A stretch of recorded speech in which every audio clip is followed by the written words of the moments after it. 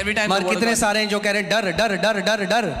Every time the word of God says, do not be afraid, do not be afraid. But many will come to you and say, fear, fear, fear. अगर परमेश्वर का वचन बार बार आपको कहता है मत डर, और कोई व्यक्ति आपको कह रहा है मैं परमेश्वर की तरफ से तुझे बता रहा हूं, और आपको डर की तरफ लेके जा रहा है, वो परमेश्वर की तरफ से नहीं है. When the word of God tells you again and again, do not be afraid, do not be afraid, but somebody comes and says, I am speaking from the Lord telling you to be afraid, it is not from God. उसका वचन कहता है मैंने तुम्हें डर और भय का आत्मा नहीं दिया है, मगर सामर्थ, प्रेम और संयम का आत्मा दिया है. His word says, I have not given you the spirit of fear to fall into bondage again, but I have given you the spirit of power, love and a sound mind. कल ही मुझे पता चला एक परिवार है, वो बेचारे इतने परेशान हैं, किसी ने उनको बोल दिया कि आपके घर में दुष्ट आत्मा है, तो आप अपना घर बेच दो, और खुद उनसे घर हड़प लिया प्रोफेसी के नाम. Yesterday I got to know that there was a family who was in torment, and somebody said there is a demonic spirit in your house, made them sell their house and themselves. अरे घर पे अगर दुष्ट आत्मा है और तू प्रभु का बंदा है तो निकालना उस दुष्ट आत्मा को. उनको घर छोड़ने के लिए क्यों बोल रहा है? If there is a demonic spirit in somebody's house and you are a man of God, go cast that demonic spirit out. Why are you telling them to get out of the house? अपना अधिकार जान लो, आप परमेश्वर के बेटे और बेटियां हो. Know your authority. You are children of God. You are sons and daughters of God. Amen. परमेश्वर चाहता है आप उसके आनंद में जियो, आप उसकी परम शांति में जियो. God wants you to live in His peace, live in His shalom. Amen.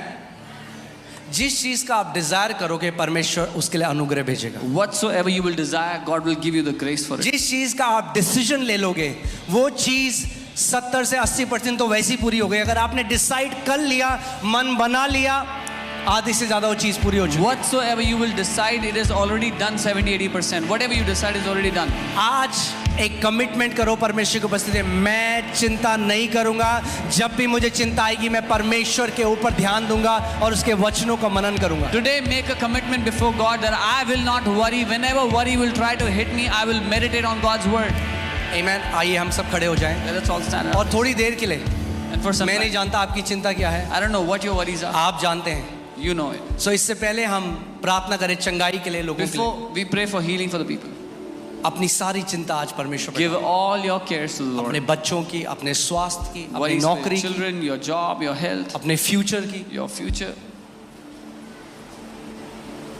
जो आदि और अंत है वो आपका फ्यूचर पकड़े हुए हैं. He who is the beginning and the end is holding on to your future. जितना ज्यादा आप कुड़कुड़ाओगे, बुड़बुड़ाओगे, उतना ज्यादा आप अपने उत्तर को दूर धकेलोगे.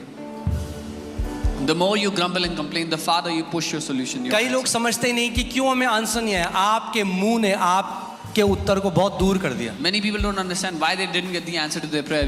Your mouth pushed the answer away. परमेश्वर इजरायलियों को एक ऐसी भूमि में ले जाना चाहता था जहां पहले से घर बने हुए थे, जहां पहले से खेती हो रही थी, जहां पहले से अच्छी फसल थी, जहां भरपूरी थी. उनको कुछ नहीं करना था, केवल प्रवेश करना था. God wanted to take the Israelites into a land where there were already houses built for them. There was already harvest ready, prepared for them. All they had to do was enter by faith. और 11 दिन में वो वहां पहुंच जाते. In 11 days they would have reached there. How many days? 11 दिन. कितना time लगा उन्हें? How long did it take? 40. 40 years. थोड़ा सा अंतर है ना. There's a little difference. 11 दिन और 40 साल. 11 days and 40 years.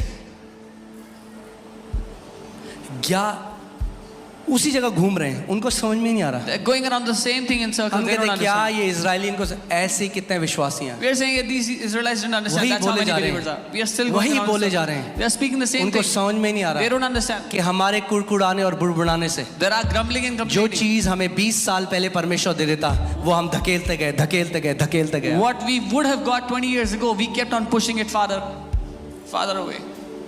आप जानते हैं ग्रम्बलिंग, कुड़कुड़ाना एक पाप है. You know, grumbling is a sin.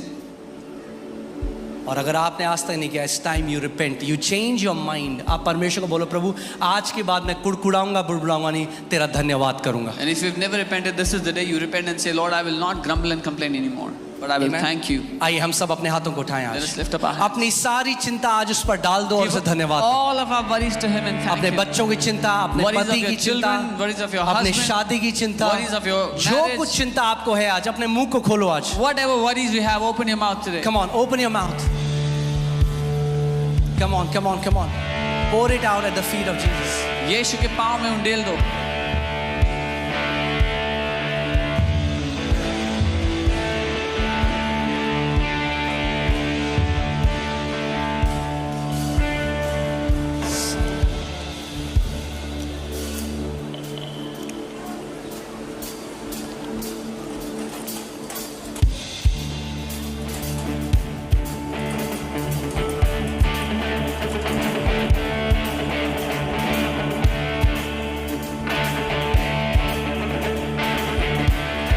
अपना बोझ आज डाल दो। पड़ोसी को बोलो, पड़ोसी आज अपना बोझ यीशु पे डाल दो। Give all your worries to Jesus today. Tell your neighbor, give all your worries to Jesus.